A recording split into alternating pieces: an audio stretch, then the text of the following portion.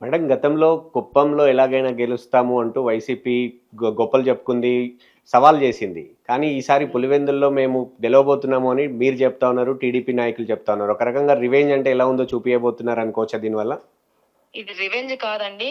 ఇది ప్రజలకి ప్రజాస్వామ్యబద్ధమైన పరిపాలన ఇవ్వాలని చెప్పేసి కూటమి ప్రభుత్వంలో ఉన్న నాయకులందరూ స్వయం కృషి చేసి ఈ రోజు పులివెందుల్లో ప్రజాస్వామ్యబద్ధంగా ఓట్లు నడిపిస్తున్నారు.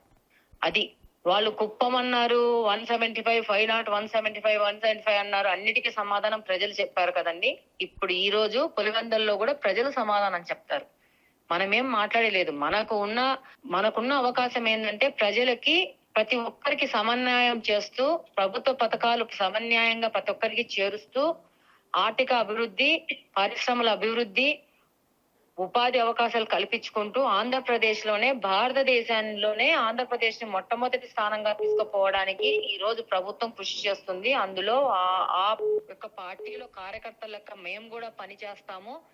ఈ యొక్క ఉపాధి అవకాశాలు ఈ రోజు నేను క్యాంపెయినింగ్ లో ఆల్మోస్ట్ ఒక వారం అంతా గడిపాను. యాహ్!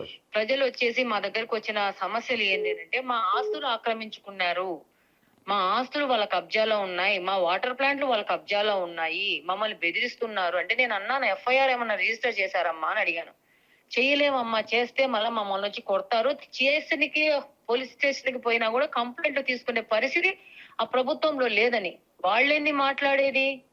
వాళ్ళు ఒక వేలు మా వైపు చూపిస్తే వాళ్ళ వైపు 4 వేలు చూపించేంత ప్రజలు అగసాట్లు పడ్డారు. ఆ ప్రజలే బయటకు వస్తారు. ఒక్కసారి ఈ ఎలక్షన్ లో తెలుగుదేశం పార్టీ గెలుస్తా ఉంది. గెలిచినాక అక్కడ ఈ రోజు కంటే ఇంకా రేపు గడగబోయే కాలంలో వాళ్ళకి వ్యతిరేకత ఎంత మొదలవుతుందో చూడండి భవిష్యత్తులో.